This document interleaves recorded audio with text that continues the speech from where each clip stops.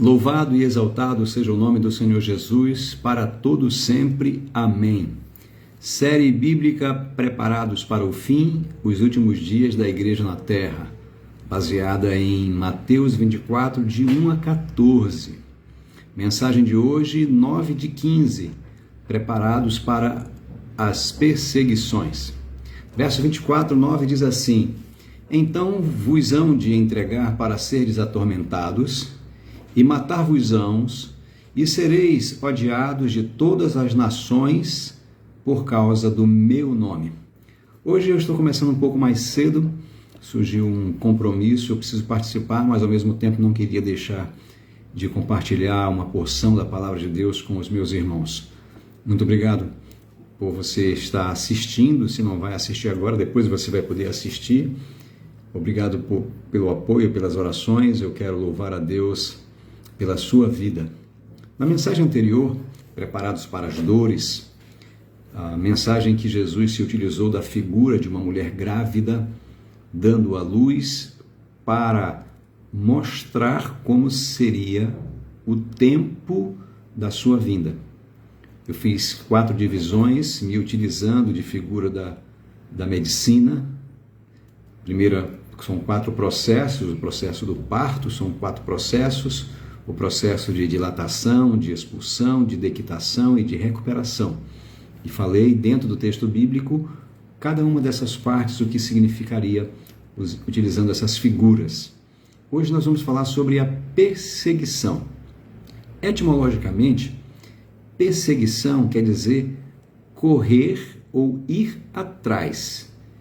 Num contexto mais nosso, nós podemos dizer caçar, perseguir. Isso é o que o texto nos traz para hoje. Vocês serão atormentados ou vocês serão perseguidos. É interessante isso, falar sobre a igreja. Em primeiro momento, eu quero só lembrar para vocês que para muitas pessoas, falar sobre a perseguição da igreja parece ser uma grande ilusão. Alguns acham que a igreja não está sendo perseguida, que a igreja não vai ser perseguida. É a igreja triunfalista, a igreja que sempre está por cima de tudo. Para eles, o mundo nunca vai perseguir a igreja e o mundo nunca vai deixar a igreja em situação complicada. Eles vivem no mundo da lua. A realidade bíblica é completamente diferente, a história bíblica é completamente diferente. Sempre o povo de Deus foi minoria no mundo e sempre foi atacado pelas trevas, atacado pelo mal, atacado por muitos tipos de inimigos.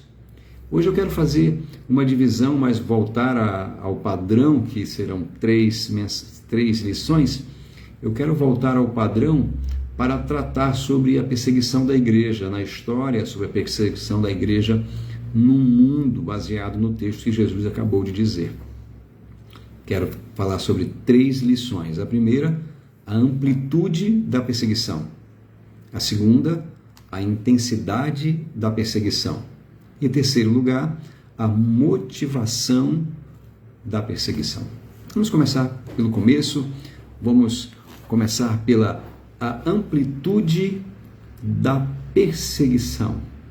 Qual é o tamanho da perseguição que a igreja sofrerá e que a igreja sofre? Que tamanho é isso?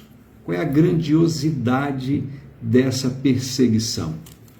Eu vou desmembrar o texto sem tirar do contexto e tampouco sem deturpar o texto.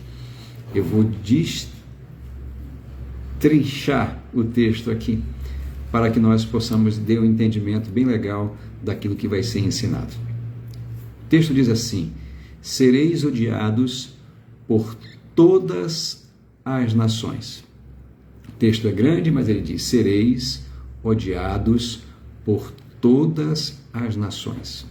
Eu quero lembrar você que é cristão, filho de Deus, lavado pelo sangue do Senhor Jesus, e que nos primeiros dias da sua vida cristã, por certo, você ouviu um sermão, uma mensagem essa que não teve a pílula dourada, mensagem dura, mensagem verdadeira, baseada em Mateus 7, de 13 a 14, que diz assim: entrai pela porta estreita, porque larga é a porta e espaçoso o caminho que conduz à perdição, e muitos são os que entram por ela.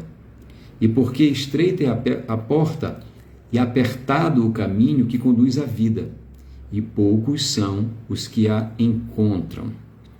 Jesus falou sobre dois caminhos, duas portas, um caminho largo, um caminho mais fácil, que conduz à perdição, que conduz ao inferno. Um caminho mais estreito, um caminho mais difícil, uma porta mais estreita, mas que conduz à vida eterna. Pela graça de Deus, nós escolhemos a porta estreita e o caminho apertado. É importante nós nos lembrarmos disso, para que nos momentos de dificuldade nós não achemos que Deus nos enganou, ou que Jesus não falou toda a verdade sobre a vida cristã. Às vezes, nesse pensamento triunfalista, muitas pessoas acham que o mal nunca vai prevalecer, mesmo que seja momentaneamente, pela igreja, ou sobre a igreja, de que os crentes sempre serão vitoriosos, e mesmo que isso seja sempre momentaneamente, eles sempre serão, em todos os seus momentos de vida, eles serão vitoriosos. Mas a Bíblia não fala assim. Nós somos mais do que vencedores por aquele que nos amou.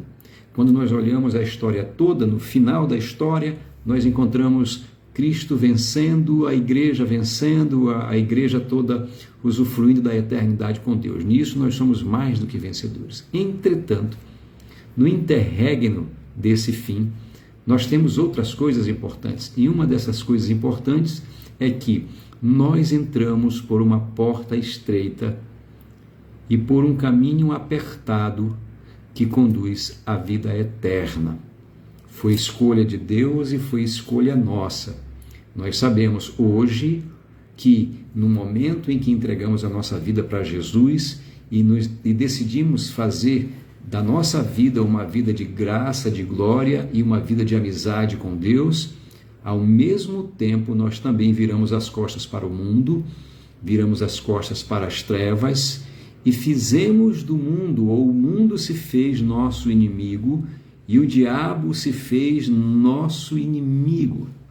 O Senhor Jesus, então, deixou bem claro para nós que, apesar de no final da história a vida cristã ser gloriosa, até nós chegarmos no estado de glória, nós teríamos que passar por muitas aflições. No mundo tereis aflições, disse ele, tende bom ânimo, eu venci o mundo. Um outro verso que eu quero fazer referência, é de João 15:19. O Senhor Jesus disse: se vós fosses do mundo, o mundo amaria o que era seu. Mas porque não sois do mundo, antes eu vos escolhi do mundo, por isso é que o mundo vos odeia. Eu disse agora há pouco no versículo: sereis odiados por todas as nações, e o Senhor Jesus está explicando por que nós somos odiados, por que nós somos perseguidos. Nós escolhemos um caminho mais difícil, que é o caminho da vida eterna, e esse caminho da vida eterna nos tornou inimigos do mundo e o mundo inimigo de nós. Isso é importante nós sabermos disso. A Bíblia diz: Jesus nos escolheu do mundo e o mundo nos odeia por causa disso. Em João 6:22, ele escreveu: bem-aventurados sereis quando os homens vos odiarem, e quando vos separarem, e vos injuriarem, e rejeitarem o vosso nome como mal, por causa do Filho do Homem. Olha, vejam só, ele não estava dizendo se os homens odiarem vocês, se os homens separarem, injuriarem e rejeitarem vocês. Ele disse quando. Jesus estava dando uma certeza para os seus primeiros discípulos, e essa certeza também serve para nós.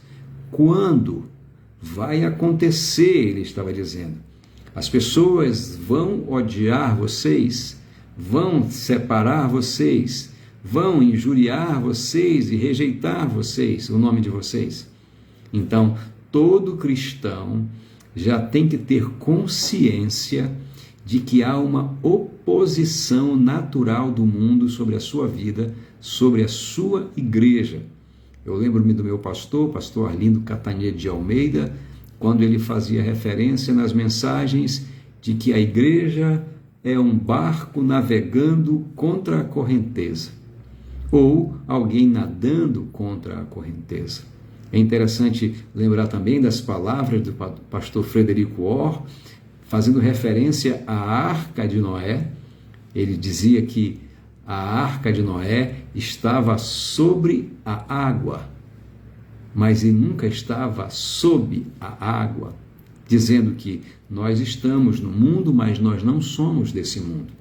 Nós estamos acima de todas essas coisas. Nós somos, segundo as Escrituras, filhos de Deus, herdeiros do reino dos céus. E é importante nós sabermos disso para que nós não fiquemos com aquele sentimento de autocomiseração. Por que as pessoas não me amam? Por que as pessoas não me querem? Por que as pessoas se afastam de mim? Por que as pessoas me criticam? Por que é que as pessoas falam mal da nossa igreja? Por que as pessoas sempre falam mal do Evangelho? Por isso, por aquilo. Pare com isso. As pessoas fazem isso por algumas razões. Uma delas, você entrou pela porta estreita e o caminho apertado. Segundo, porque você não é do mundo, porque Jesus escolheu você, tirou você do mundo. É importante isso. As pessoas irão fazer essas injúrias exatamente por causa dessas coisas. E é importante nós sabermos disso. Esse texto, ele nos ensina sobre a temporada de caça mundial contra aos cristãos e aos judeus. Eu sei que alguns teólogos dizem que o texto está falando só para judeus. Eu não acredito nisso. Se isso fosse só para judeus, os cristãos não seriam perseguidos de igual forma. Então eu penso que essas palavras, elas refletem o povo de Deus. O povo de Deus na sua inteireza. Não apenas o povo de Deus da igreja, mas o povo de Deus, o povo judeu também. Eles também são povo de Deus. Nós precisamos levar em consideração de que os primeiros discípulos de Cristo eram judeus. E as primeiras palavras ditas para eles também servem para a igreja hoje, a igreja gentílica. E todos nós, então, podemos entender que a mensagem de Deus é para todo o povo de Deus. Quando as pessoas ficarem chateadas com você, quando as pessoas tiverem ódio de você por nenhum motivo aparente, quando elas se injuriarem, quando elas perseguirem, quando os seus amigos de trabalho se afastarem, ficarem falando mal de você, quando eles não convidarem você, você já sabe que necessariamente não é porque você fez alguma coisa contra eles, mas é porque você é alguém diferente e o mundo não aceita isso de forma alguma. A temporada de caça mundial aos cristãos e aos judeus está de pé. E esse não é um pensamento pessimista, é uma realidade bíblica. O Senhor Jesus disse: vocês serão odiados por todas as nações. Vocês precisam entender, e eu preciso entender, que muitas coisas ruins acontecem na igreja no mundo inteiro. A igreja é espalhada fazendo o bem para as pessoas, amando o próximo, e recebem como resposta o ódio injustificável, a perseguição injustificada, simplesmente por aquilo que Jesus já fez referência ainda há pouco. Nós passamos no decorrer da história, e principalmente na nossa época agora, uma época em que a igreja tem perdido a liberdade de expressão. Eu não estou falando que a igreja não possa pregar o Evangelho. A igreja prega o Evangelho, e a igreja sempre pregará o Evangelho.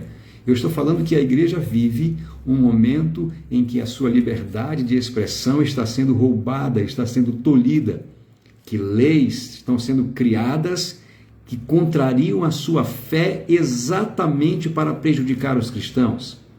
Cristãos, no decorrer da história, serão impedidos de comprar e de vender. Serão obrigados a se submeter ao regime das trevas. E vai chegar um momento, dentro da nova tecnologia que tem se avançado cada vez mais, que os cristãos terão que receber chips, vacinas que não concordam, e por fim será oferecido obrigatoriamente para eles receber a marca da besta. Se não fizerem isso, eles serão condenados à morte, é o que a Bíblia diz. E aí você diz, pena de morte? Será que o mundo nos odeia tanto a ponto de querer nos matar? É só olhar a história. É só olhar o que fizeram com Jesus Cristo, nosso Senhor e Salvador. Nunca causou dano para ninguém, nunca fez mal para ninguém, amou as pessoas, ajudou as pessoas, curou os enfermos, ajudou aqueles que estavam necessitados e, por fim, recebeu como troca uma morte de cruz para se cumprir o que estava nas Escrituras a seu respeito, para que ele pudesse exercer o seu papel de salvador do mundo. Mas ele recebeu ódio em contrapartida. Quando a Bíblia diz, sereis odiados por todas as nações, isso deveria abrir um leque na nossa cabeça, mas como é que nós podemos ser odiados de todas as nações se muitas nações são cristãs? Como é que algumas nações que se dizem cristãs poderão perseguir a igreja cristã? Uma das coisas que muitas vezes nós nos esquecemos, que as grandes perseguições antigas foram feitas pela igreja contra a igreja. A igreja romana perseguindo a igreja de Cristo, dizendo que a igreja fazia o que nunca fez, falava o que nunca falou. A grande perseguição da igreja sempre foi através da própria religiosidade, do pecado, da cobiça, mas também da religiosidade. Vocês serão odiados por todas as nações. E isso me faz pensar em algo um pouco mais além. Você pode imaginar aqui que, de repente, as nações que são cristãs, por alguma atitude mundial, deixarem de ser cristãs? Por exemplo, está profetizado de que um dia esse mundo terá um só líder mundial, um só regime. E se a Bíblia diz que nós seremos odiados por todas as nações, quer dizer que o regime que estará regendo o mundo não será o regime cristão, será um regime anticristão. E eu quero lembrar aqui as palavras de Rolando José Olívio, que fala sobre o grande sonho comunista. O grande sonho comunista é a existência de uma sociedade científica e tecnológica avançada, liderada por um governo comunista, secular e ateísta, que funcionaria perfeitamente sem desigualdade econômica e sem dinheiro. Esse é o sonho comunista. Em outras palavras, o sonho comunista é ter uma sociedade mundial sem a interferência de Deus, sem a influência da igreja, sem propriedade privada, onde o governo dita tudo o que quer e todos têm que obedecer ou morrer. E isso está tão perto de acontecer, em vários países já acontecem, como a China já tem mostrado isso, em vários países onde o cristianismo sequer pode entrar e quando alguém é pego com uma Bíblia ou pregando o Evangelho, é sentenciado à morte em praça pública, se torna espetáculo para todo mundo. Sereis odiados de todas as nações. Não espere amor do mundo. Não espere que Satanás tenha algum tipo de consideração com você e ele diga, eu ia destruir você, mas como você é um cara legal, eu vou deixar passar dessa vez. Você está muito enganado se você acha que todas as pessoas que se dizem seus amigos são de fato seus amigos. É preciso levar em consideração que todo aquele que não serve a Deus, que não teme a Deus, é um soldado em potencial de Satanás e que no momento certo será usado para a perseguição da igreja e como já tem acontecido em muitos lugares. A perseguição é uma perseguição mundial. Essa perseguição já foi muitas vezes velada, escondida. Hoje essa é uma perseguição pública. Ela é uma perseguição terrível aqui mesmo dentro do nosso país. Se você prega em praça pública, daqui a pouco você se torna alvo de pessoas com má índole tentando destruir você, desmoralizar você, como se você que fosse o errado. Sereis odiados de todas as nações. Essa expressão descreve com toda a categoria a amplitude da perseguição. A segunda lição fala sobre a intensidade da perseguição. Se a perseguição é grande, está espalhada no mundo todo, a intensidade dessa perseguição está no versículo que acabamos de ler. O texto diz: então vos hão de entregar para serdes atormentados e matar-vos-ão. Essa é a intensidade. Ser atormentados e matar. Vocês irão sofrer e irão morrer. E quem está dizendo isso não é o inimigo da igreja. Quem está dizendo isso é o cabeça da igreja, o Senhor da igreja, o nosso Senhor e Salvador Jesus Cristo. Eu gosto dessas expressões de Cristo porque elas não douram a pílula. Jesus Cristo poderia nos enganar. Ele poderia simplesmente omitir essas informações de nós, mas ele fez questão de dizer: olha, as pessoas irão perseguir vocês. Vocês irão sofrer tormentos. Vocês serão perseguidos, caçados, e quando vocês forem encontrados, vocês vão sofrer na mão deles. Se você quer saber um pouquinho da história negra da igreja, cristãos eram pegos, colocados num coliseu e jogados para serem espetáculo para a multidão que gritava, enquanto os cristãos eram devorados pelos leões ou por outros tipos de feras. Quando precisavam enfrentar um gladiador, ou quando eles tinham simplesmente que decidir se eles iriam ou não negar a Cristo sob pena de suas famílias serem mortas. Milhares de cristãos morreram nessa situação e a perseguição se tornou tão intensa que levou milhares de cristãos à morte, como se diz que Roma iluminou as suas estradas com os corpos dos cristãos incendiados. Ninguém tem pena de cristão.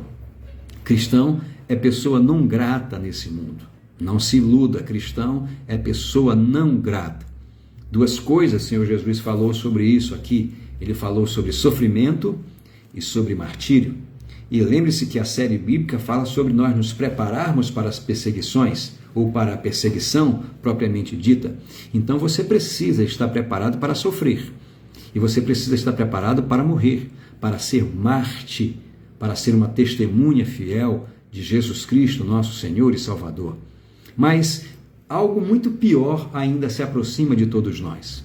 Porque a Bíblia tem profetizado há 2000 anos de que vai chegar um dia em que Satanás, o dragão, vai dar autoridade à besta, ao falso profeta, vai dar autoridade à besta, como diz lá em Apocalipse 13, 6, 7 e 15. E diz assim: e abriu a sua boca em blasfêmia contra Deus, para blasfemar do seu nome e do seu tabernáculo e dos que habitam no céu. E foi-lhe permitido fazer guerra aos santos e vencê-los. Acredite, foi permitido fazer guerra aos santos e vencê-los. A besta vai caçar os cristãos, vai prender os cristãos e vai matar os cristãos. E mesmo que o texto bíblico diga vencê-los, não quer dizer que os cristãos perderam para sempre, significa que momentaneamente, aos olhos do mundo e aos olhos do mal, perder é morrer. E perder na Bíblia não é morrer, porque Jesus Cristo morreu e foi a sua morte que trouxe a grande vitória para todo o universo. O texto de Apocalipse continua dizendo: e deu-se-lhe poder sobre toda a tribo e língua e nação, e foi-lhe concedido que desse espírito à imagem da besta, para que também a imagem da besta falasse e fizesse que fossem mortos todos os que não adorassem a imagem da besta. Eu falei para um irmão agora há pouco sobre isso, e eu disse para ele: quem são os todos que não vão adorar a imagem da besta? São os cristãos.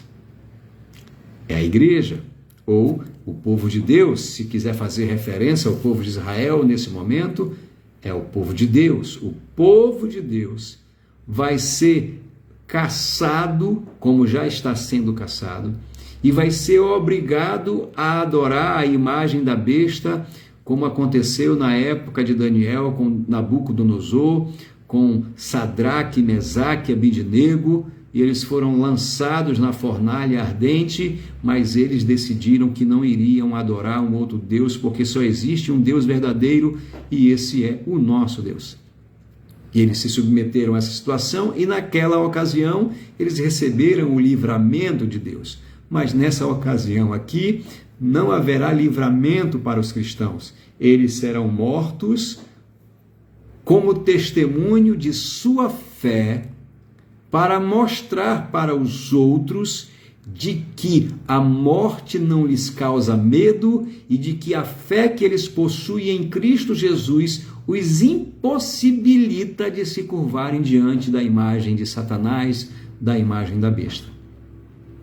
O texto continua dizendo em Apocalipse 14:13, então ouvi uma voz do céu dizendo: escreva, felizes os mortos que morrem no Senhor desde agora em diante, diz o Espírito. Sim, eles descansarão das suas fadigas, pois as suas obras os seguirão. Morrer em testemunho ao cristianismo, por amor a Cristo, por defender as suas convicções, não é perder. É testemunhar para que outros possam ter a sua fé fortalecida e aqueles que não conhecem a Deus possam se submeter ao senhorio de Jesus Cristo, crendo nele como Senhor e Salvador de suas vidas. O texto continua falando e é impressionante que isso seja uma realidade não apenas passada, mas uma realidade presente e também uma realidade futura. Eu passo para a terceira lição de hoje, que trata sobre a motivação dessa perseguição. O texto bíblico diz: e sereis odiados de todas as nações por causa do meu nome. A causa é por causa do meu nome, disse o Senhor Jesus. Nome é a pessoa, por causa de Jesus. Eu quero lembrar aqui o texto de Atos, capítulo 5, 41 e 42, quando nós encontramos os apóstolos sofrendo perseguição e também Paulo ainda no início da sua história, exalando ódio sobre a igreja. Atos capítulo 5, 41 e 42 diz assim: retiraram-se, pois, da presença do conselho, regozijando-se de terem sido julgados dignos de padecer afronta pelo nome de Jesus.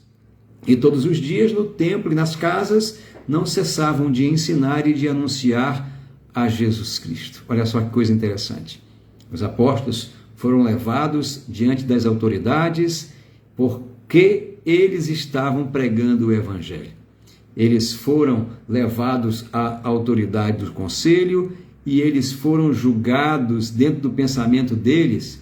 Deus julgou que nós somos dignos de sofrer por causa do nome de Jesus. Para eles foi uma honra sofrer em nome de Jesus Cristo e sofrer e padecer por causa disso. Em Atos capítulo 9, de 1 a 2, quando fala sobre Saulo de Tarso, o texto diz assim: e Saulo, respirando ainda ameaças e mortes contra os discípulos do Senhor, dirigiu-se ao sumo sacerdote e pediu-lhe cartas para Damasco, para as sinagogas, a fim de que, se encontrasse algum deste caminho, quer homem, quer mulher, os conduzisse preso a Jerusalém. Percebam, olha a expressão que o livro de Atos, que Lucas retrata o apóstolo Paulo, respirando ameaças e morte contra os discípulos do Senhor. O problema não era que eles eram discípulos. O problema é que eles eram discípulos do Senhor Jesus. É o nome de Jesus que era uma afronta a Paulo de Tarso, porque para Paulo de Tarso, os discípulos reconhecerem Jesus como Deus era um agravo muito grande à lei judaica. Isso não poderia acontecer e por isso ele queria exterminar, acabar, pediu carta, autorização, não importa se é mulher, não importa se é homem, se eu encontrar alguns deles, eu posso levar eles presos para Jerusalém. Tempo passou, apóstolo Paulo, nessa mesma jornada, se encontrou com Jesus no caminho de Damasco, ele teve aquela visão, ficou cego momentaneamente, e quando o Senhor Jesus foi falar com Ananias, conversar com Ananias para que Ananias fosse lá com Paulo, ou com Saulo, e orasse por ele, Ananias disse: mas Senhor, esse homem tem feito muitas coisas ruins contra a igreja, ele tem uma carta, ele está prendendo as pessoas. E aí foi respondido para Ananias em Atos 9,16, e eu lhe mostrarei quanto deve padecer pelo meu nome. Aquele que perseguia o nome, agora será perseguido pelo nome. Olha como as coisas mudam. Porque algumas pessoas permaneceram fiéis, outras pessoas se converteram a Cristo. Apocalipse capítulo 2, verso 3, quando Cristo ou quando o anjo fala com a igreja de Éfeso, está escrito assim: e sofrestes e tens paciência e trabalhastes pelo meu nome e não te cansastes. Olha só, a questão sempre foi o nome de Jesus, sempre foi a pessoa de Jesus. O mundo nos odeia porque nós amamos a Jesus e porque nós anunciamos a Jesus e porque nós servimos a Jesus. O ódio deles é contra Cristo. O ódio de Satanás é contra Cristo. A rebelião da humanidade é contra Cristo. E como eles não podem atingir a Cristo, eles atingem ou pensam que podem destruir para sempre aqueles que servem a Cristo. Preparados para o fim, os últimos dias da igreja na terra, faz questão de dizer nesta noite, preparados para a perseguição, que você precisa ter consciência de que Deus, em sua infinita graça, misericórdia e soberania, pode escolher qualquer um de nós, em qualquer lugar, para nós sermos uma testemunha fiel dele numa situação de martírio. Não é para dar testemunho depois na igreja de que o Senhor me deu livramento, não é só isso, mas também de que, por amor a Cristo, o irmão fulano de tal decidiu não se submeter a Satanás, a leis erradas, ele foi morto, mas ele não negou ao Senhor Jesus. Nós precisamos ter consciência dessas coisas, porque quanto mais perto do fim, quanto mais próximo do retorno de Cristo, mais intensa será a perseguição, e nós vamos ainda no Brasil ouvir sobre cristãos sendo mortos sem terem feito nada de errado, simplesmente porque estavam anunciando o nome do nosso Senhor e Salvador Jesus Cristo. O mais importante do que isso, mais importante do que ser perseguido, do que ser maltratado, injuriado, é nós sabermos que não apenas nós sofremos pelo nome de Cristo, mas que Cristo sofreu porque Ele queria colocar o nosso nome no céu. Não foi isso que o Senhor Jesus disse em certa ocasião, quando os discípulos voltaram para dar o relatório a respeito daquela viagem missionária? Eles chegaram animados e disseram para Jesus que eles expulsaram demônios, fizeram curas. O Senhor Jesus disse para eles: não se animem, não fiquem maravilhados de que os demônios se submetem. Alegrai-vos sim, porque o vosso nome está escrito no céu. As pessoas nos perseguirão como igreja e como povo de Deus, porque nós conhecemos o nome de Jesus. E nós seremos abençoados por Deus, porque Jesus conhece o nosso nome. 3 lições nessa noite. Lições simples, mas lições profundas para o nosso coração. A amplitude da perseguição. Sereis odiados por todas as nações. A intensidade da perseguição. E vos hão de entregar para seres atormentados e vos matarão. A motivação da perseguição. E sereis odiados por todas as nações por causa do meu nome. Eu quero desejar a você que, em nome de Jesus, por amor a Jesus, não se submeta a Satanás. Por amor a Jesus, mesmo que seja necessário você perder a sua vida, porque na verdade nós já decidimos perder a nossa vida, porque Jesus disse: quem quiser salvar a sua vida, perdê-la. Nós já decidimos perder a vida por causa de uma vida maior. Então eu quero que você esteja pronto para, se necessário for, dar o seu testemunho final de passagem desse mundo para a eternidade. Mesmo que necessário seja morrer, mas que você morra e que o seu último ato nessa terra seja glorificar o nome precioso de Jesus. Que o Senhor te abençoe rica e abundantemente. Até segunda-feira, se Deus permitir.